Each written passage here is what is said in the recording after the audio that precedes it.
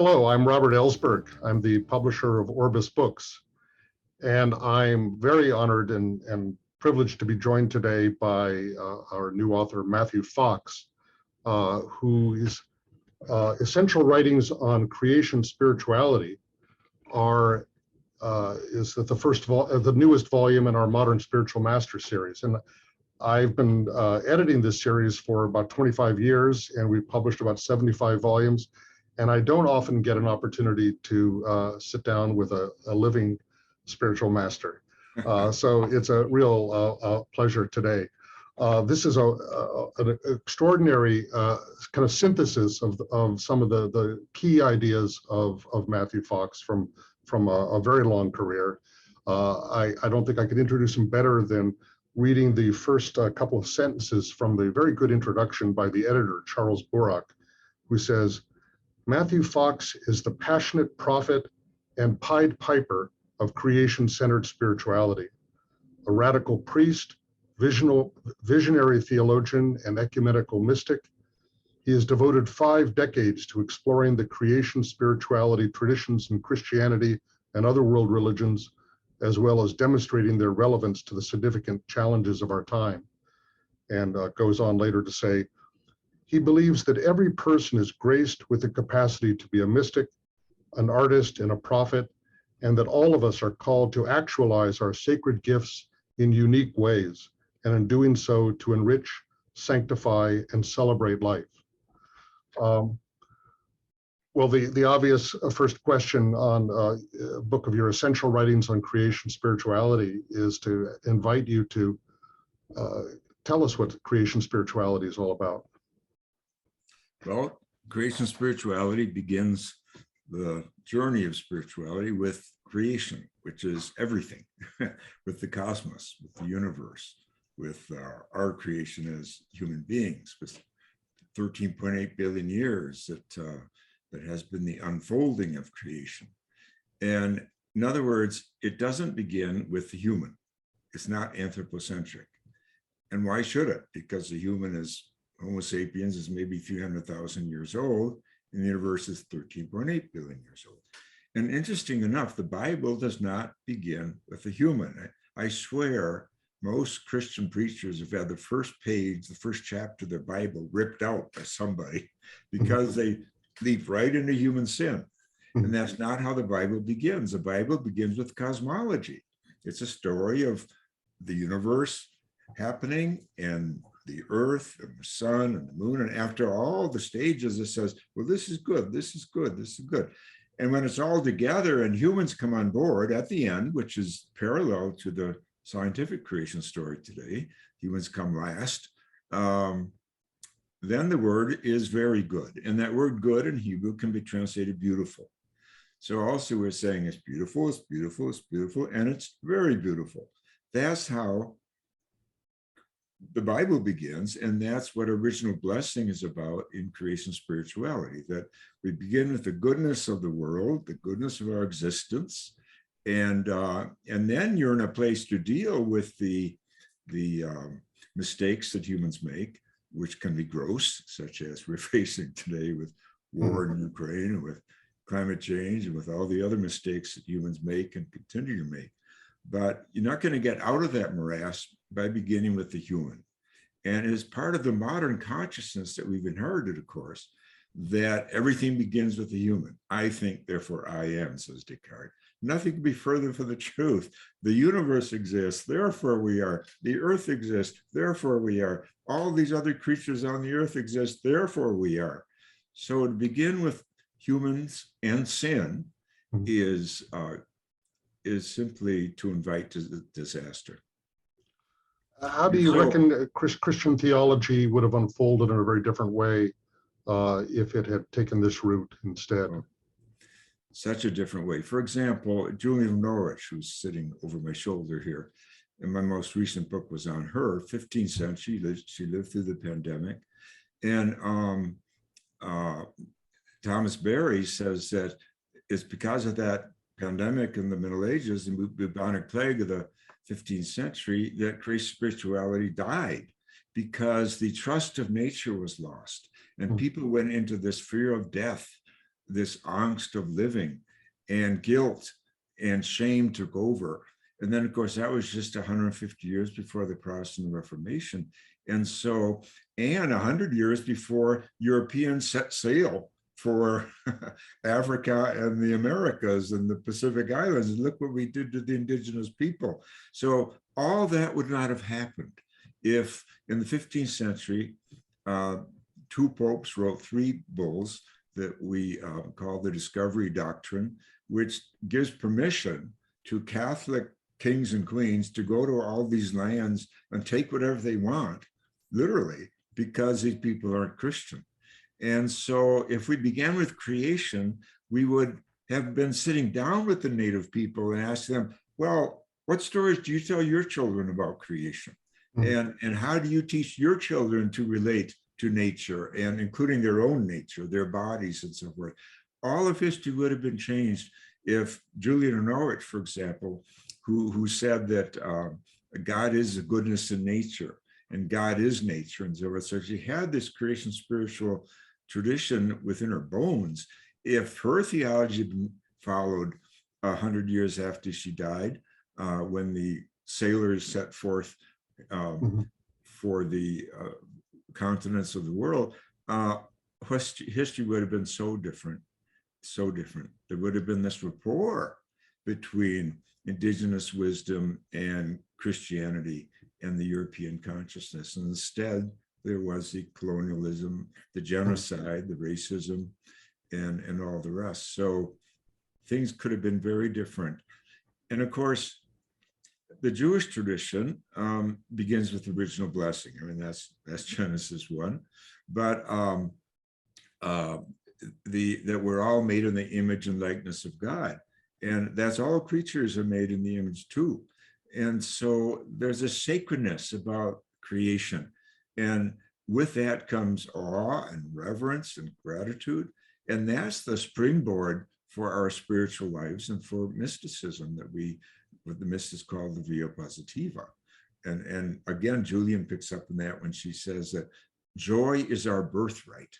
Joy is a birthright of every human being. So you begin with joy, and then you're equipped to deal with suffering and injustice and the other realities of human existence. Well, does that kind of conception of our origins not kind of change or transform our understanding of the whole Christian story if the idea is built so much that Christ came to as a response to original sin and Adam's fall? Absolutely. It is a paradigm shift. And it's needed because, first of all, original sin, the concept of original sin is not biblical. No Jew believes in original sin, and Jesus was a Jew. Elie Wiesel says not only is original sin not in the Bible, it's alien to Jewish thinking. It's a very strong statement from a very strong figure. And so Jesus never thought of original sin. That's a 4th century concept from Augustine. And so what is Jesus redeeming us from?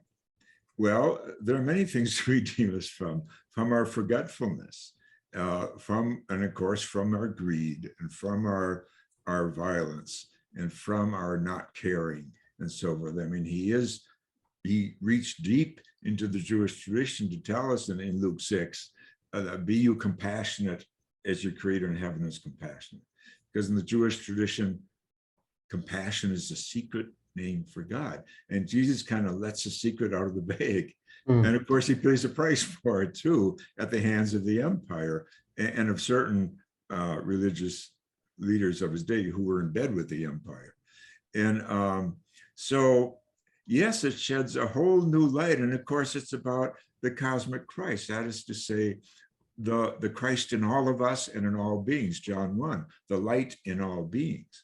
And of course, each of the great events in Jesus' life, think of the transfiguration, but also even the baptism. The sky opened up, we're told. See, it was a cosmic event. But the nativity too, the angels, whether angels represent all the invisible beings of the universe. And so nativity, baptism, transfiguration, and even the crucifixion and resurrection are all set in the context of the cosmos. So it's a cosmic enlightenment that happens. It's a breakthrough of consciousness for humans to realize how full of doxa and glory, which is a key word in the scriptures around the cosmic wisdom or cosmic Christ, how real this is and how bathed in it the story of Jesus is. So yes, we can look at the stories of Jesus in a new way through the eyes of creation spirituality. And it's not that we have to throw out these other ideas. I mean, it's obvious something is flawed in human nature. Now, Augustine called it original sin, but I think that's a very dangerous term to call it sin. I think Otto Rank, the great Jewish psychologist, called it our original wound. He says humans come into the world wounded. Wounded by what? He says by separation from our mother, that we were so content for 9 months. Then you come into this world and you get slapped on the butt and the lights are probably, the neon lights are glowing there. And then you got you've inherited all the troubles of the species. And so I just think that's a better terminology, original wound, than original sin. And Jesus is here to help that wound. And of course, Rank concludes, and he's a Jew and not a Christian, but he concludes that the solution to this original wound is the unio mystica, the mystical union. That's the words he uses. And he says we learn that through love and through art. And this clearly what Jesus was teaching. I mean, his whole practice of teaching was art, but the art of creating parables and interacting with others, both friends and foes, in light of the capacity to turn questions around, for example, and to create stories that are so memorable. We're talking about them 2,000 years later and still interpreting them 2,000 years later. So the grace of God comes through creation. And of course, he was a peasant farmer, Jesus was, and his people were.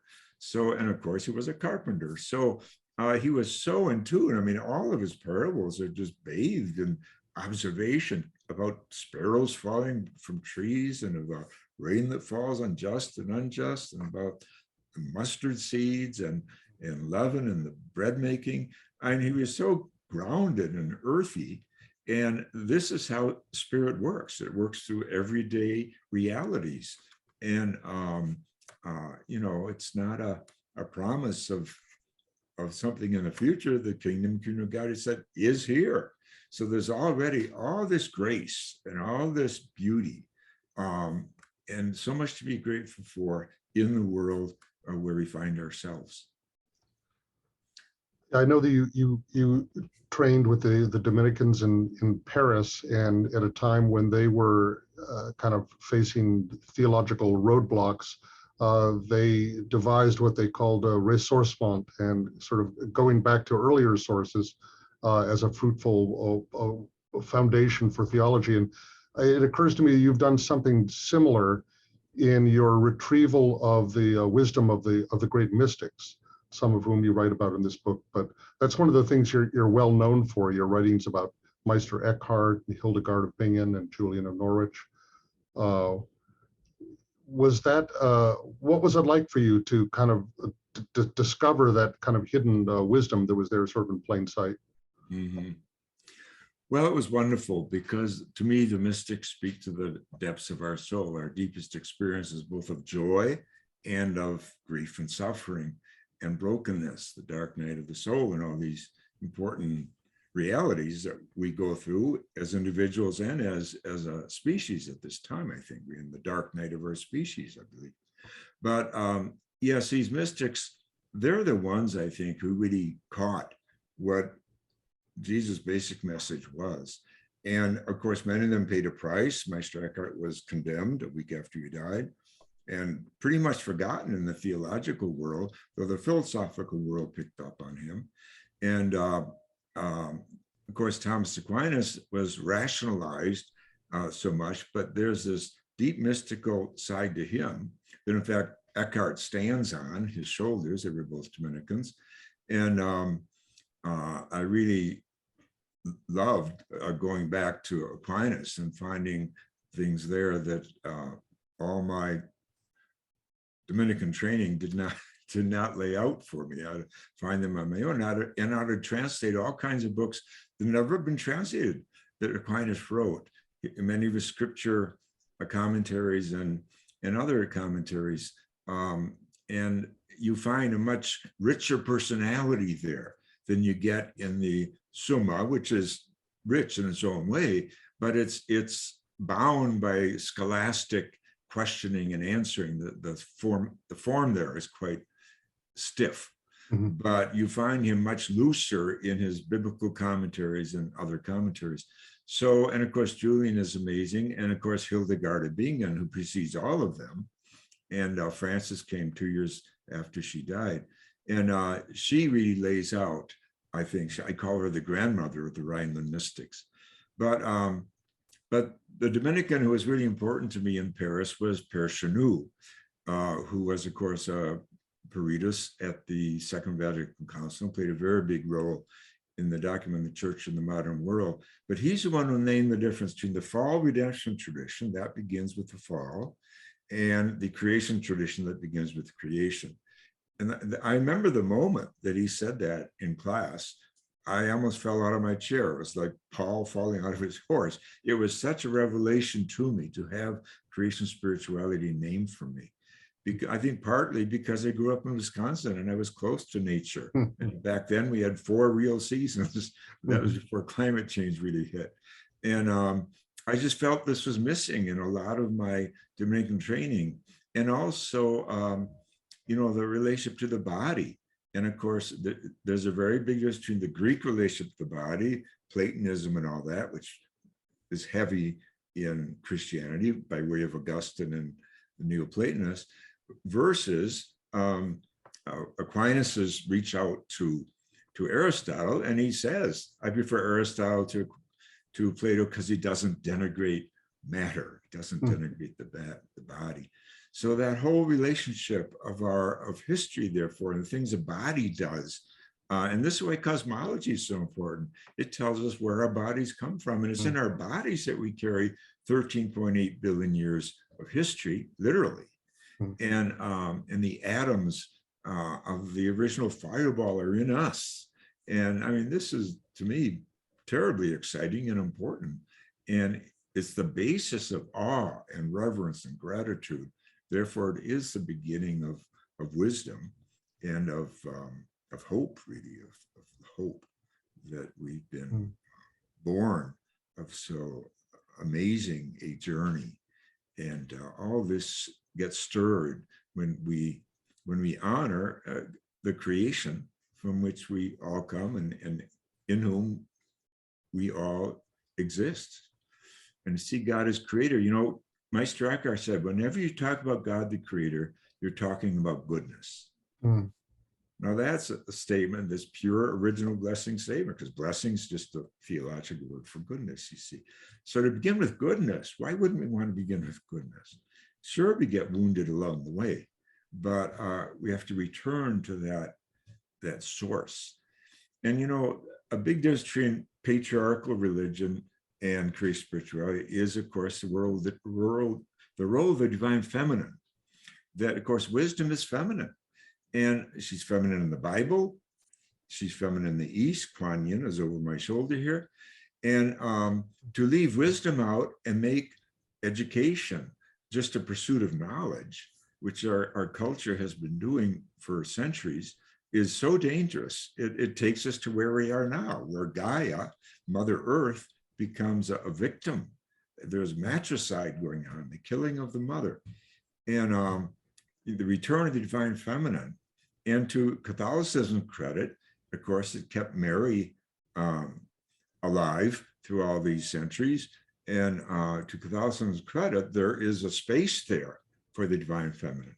But very often, unfortunately, Mary's put on a pedestal. Whereas, like Eckhart said, what good is it to me if Mary gave birth to the Son of God 1,400 years ago, and I don't give birth to the Son of God in my own person, in my own time, in my own culture?